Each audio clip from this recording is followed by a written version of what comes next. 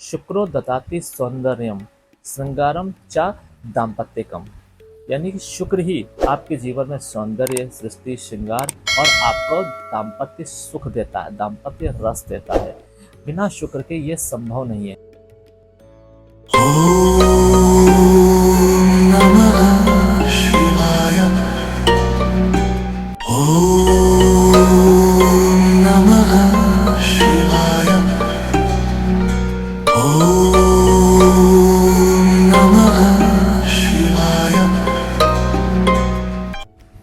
इस वर्ष का करवा चौथ मात्र एक उपवास नहीं है, ये व्रत, आकर्षण, सौंदर्य और एक दुर्लभ योग का संगम है। इस बार करवा चौथ शुक्रवार को पड़ रहा है और यही इसकी खासियत है। हमारे शास्त्रों में कुछ ऐसे तीज त्योहार होते हैं जो स्पेसिफिक दिन में अगर पड़े तो उसका महत्व बढ़ जाता है। जैसे महाशिवरात्रि का सोमवार के दिन पड़ना, रक्षाबंधन का मंगलवार यानी ट्यूसडे को पड़ना, होली का शनिवार को पड़ना और दिवाली का शुक्रवार को पड़ना। इसी तरीके से जो हमारा करवा चौथ है इसका शुक्रवार को पड़ना एक दुर्लभ योग है, क्योंकि ये हर साल पॉसिबल नहीं है, मुमकिन नहीं है। इसीलिए अगर आपके जीवन में शुक्र से रिलेटेड, वैभव से रिलेटेड कोई भी दिक्कत चल रही है या आप चैलेंजेस फेस कर रहे हैं तो आप इस दिन का फायदा उठा सकते हैं। कैसे फायदा उठा सकते हैं?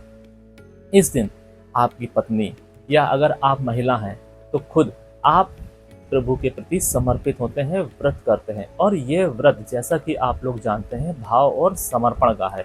ये भाव और समर्पण आप शुक्रदेव के माध्यम से और अच्छे से चैनलाइज कर सकते हैं और शुक्रदेव को एक्टिव कर सकते हैं। अगर आपकी कुंडली में शुक्रदेव नेगेटिव बैठे हैं तो उसको भी आप न्यूट्रल कर सकते हैं।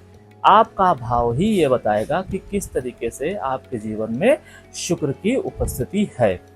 आप अगर शुक्रदेव से रिलेटेड कोई भी इशू, कोई भी प्रॉब्लम या चैलेंजेस फेस कर रहे हैं तो आप इस दिन का फायदा उठा सकते हैं।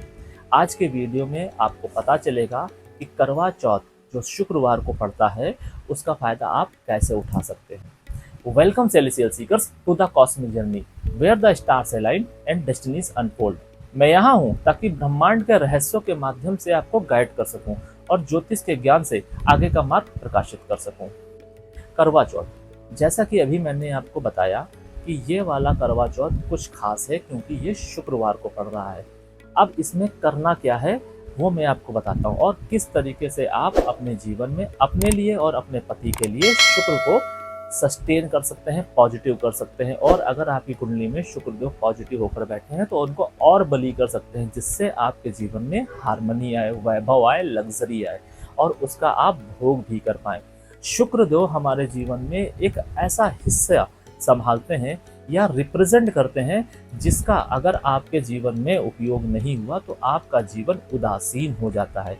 क्योंकि आपके जीवन में घर, गाड़ी, मकान का जो सुख है, आप घर, गाड़ी, मकान लेना चाहते हैं, लग्जरी चाहते हैं, या फिर आप हस्बैंड वाइफ के जीवन में कोई हार्मनी की कमी है, इन सभी चीज़ों को शुक्रदेव रिप्रेजेंट करते हैं। और अगर वही शुक्रदेव आपकी कुंडली में कमज़ोर हैं या फिर नेगेटिव हैं तो आपको इनसे वंचित रहना पड़ेगा और इसके वजह से आपके जीवन में प्रॉब्लम आएगी। अब हम बात करते हैं कि किस तरीके से आपको इस मौके का फ़ायदा उठाना है। जो भी महिलाएं अपने पति के लिए व्रत रहती हैं उनको इस बात का ध्यान रखना है कि इस बार आप जो भी विधि आपके यहाँ, आपके परिवार के माध्यम से जो भी विधि है, उस विधि में किसी भी प्रकार का कोई भी हस्तक्षेप आपको नहीं करना है। आपको बस मौन धारण करना है।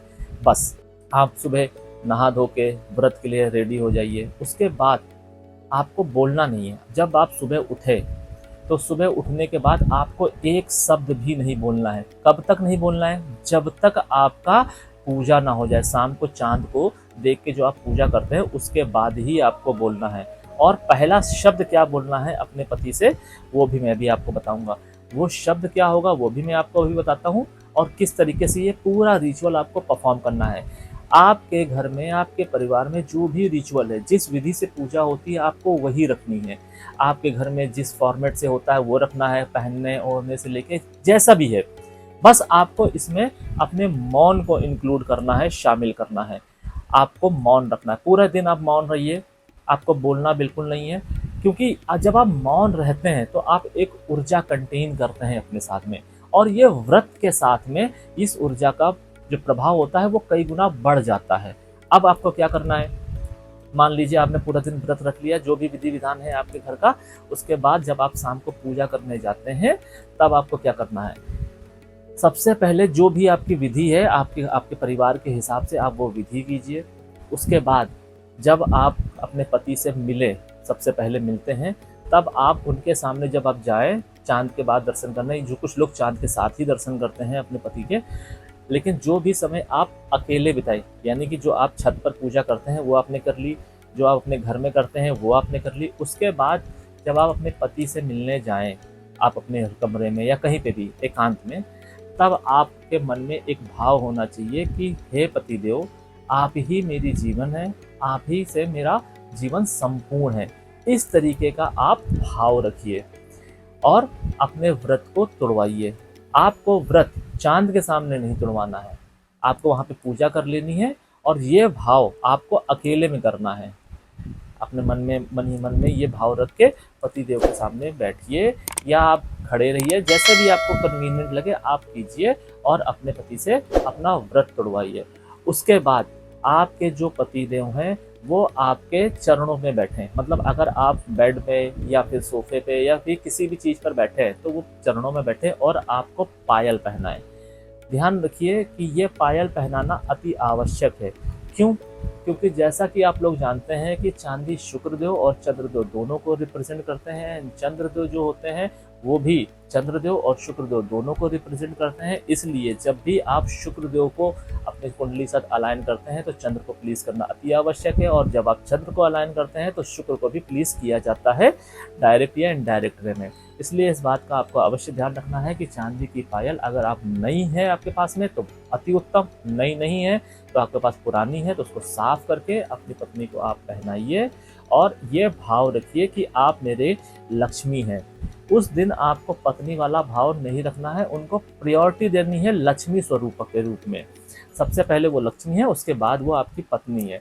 उसके बाद आपको उनको अपने वाम अंग में जगह देनी है। शास्त्र कहता है कि चाहे माता पार्वती को ले लीजिए, चाहे माता लक्ष्मी को ले लीजिए, शास्त्र कहता है जो भी पति अपनी पत्नी को वाम भाग में इस जगह देता है उसके जीवन में कभी भी दरिद्रता नहीं आती है।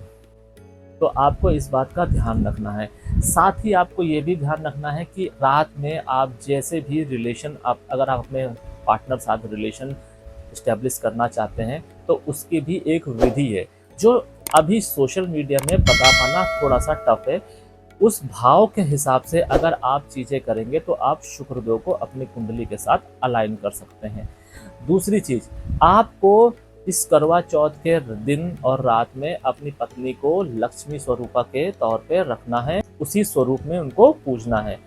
यहाँ पर आपके मन में ये ईगो नहीं आना चाहिए कि वो स्त्री है, पत्नी है, नहीं, उन्होंने आपके लिए व्रत रखा है, वो आपकी पत्नी है, लक्ष्मी स्वरूप है, और आपको इस मौके का फायदा अवश्य उठाना चाहिए। अगर ये दोनों भाव, इस दोनों भाव से आप दोनों पति पत्नी एक दूसरे के साथ अलाइन होते हैं तो ये आप दोनों की कुंडली के लिए बहुत अच्छा होगा, शुक्र के लिए बहुत अच्छा होगा।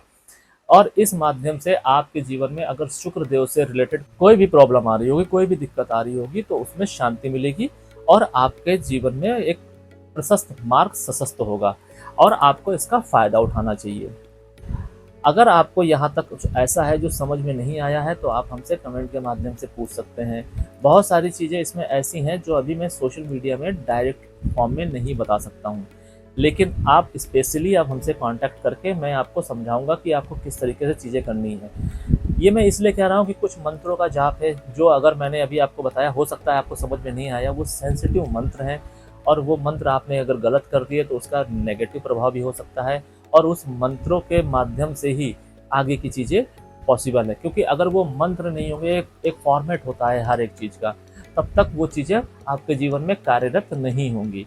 इसलिए अगर आप में से किसी के जीवन में जो भी मैंने बताया है कि शुक्र देव से रिलेटेड कोई दिक्कत आ रही है, आपके बिजनेस में कोई दिक्कत आ रही है, आप ग्रोथ नहीं पा रहे हैं, करियर से रिलेटेड दिक्कत आ रही है, क्योंकि इन सभी चीज़ों में शुक्र देव का कहीं ना कहीं चाहे छोटा ही इन्फ्लुएंस होगा, क्योंकि जो भी पैसा आप कमा रहे हैं, ग्रोथ है, नेटवर्क है, ये सब शुक्र देव ही है। और जब शुक्र देव आपसे नाराज होंगे, नेगेटिव होंगे, तो आपको इससे रिलेटेड स्ट्रगल का सामना करना ही पड़ेगा। तो अगर आपके जीवन में इस तरीके की कोई दिक्कतें हैं, तो जैसा कि मैं आपको बता रहा हूँ, आप इस तरीके से कीजिए। करने के बाद आपको 45 डेज में अगर असर ना दिखे तो आप मेरे से कहिएगा, क्योंकि शास्त्र कहता है शुक्रो ददाति सौंदर्यम श्रृंगारम च दाम्पत्यकम, यानी कि शुक्र ही आपके जीवन में सौंदर्य, सृष्टि, श्रृंगार और आपको दाम्पत्य सुख देता है, दाम्पत्य रस देता है। बिना शुक्र के ये संभव नहीं है। तो अगर किसी जोड़े में, किसी हस्बैंड वाइफ में किसी तरह की कोई प्रॉब्लम है, तो भी इस व्रत के माध्यम से उसे पूरा किया जा सकता है, उसको ठीक किया जा सकता है। ये व्रत सिर्फ पति की लंबी उम्र के लिए नहीं है, बल्कि आपके जीवन में हार्मनी लाने का भी एक स्रोत है। आज के समय में जहाँ मैं ये देख पा रहा हूँ, लोग ये व्रत सिर्फ खाना पूर्ति के माध्यम से कर रहे हैं। नहीं, ऐसा नहीं करना चाहिए। जैसे हमारे शास्त्रों में बताया गया है कि हर एक व्रत का एक महत्व है, तो जैसे आप लोग बाकी के व्रत करते हैं, वैसे ही ये भी है। खाना पूर्ति के माध्यम से अगर आप करेंगे, ये सोच के करेंगे कि ये सिर्फ पति की लंबी उम्र के लिए है, तो ये गलत होगा। आप इसके माध्यम से अपने शुक्र को अच्छा कर सकते हैं, अपने दाम्पत्य जीवन को अच्छा कर सकते हैं। आपके दाम्पत्य जीवन में कोई अगर मिसअंडरस्टैंडिंग आ रही है, तो वो भी कर सकते हैं उसको ठीक। इसके अलावा कुछ ऐसी विधि है जो तंत्र, सात्विक तंत्र, मैं यहाँ पे तामसिक तंत्र की बात नहीं कर रहा हूँ, सात्विक तंत्र के माध्यम से भी आप अपने ग्रहों को और अपने जीवन में शुक्र देव को पॉजिटिव कर सकते हैं, अलाइन कर सकते हैं। वो क्या विधि है, उसके लिए आपको हमसे कांटेक्ट करना पड़ेगा थ्रू आउट द व्हाट्सएप या कमेंट के माध्यम से। आशा है आपको ये वीडियो समझ में आया होगा, और अगर आपको किसी भी प्रकार का कोई डाउट है तो आप मुझे कमेंट के माध्यम से जुड़ सकते हैं। आज के लिए बस इतना ही। सेलेस्टियल एनर्जीज आपका मार्गदर्शन करें और आगे के सफर को प्रकाशित करें। शरणम।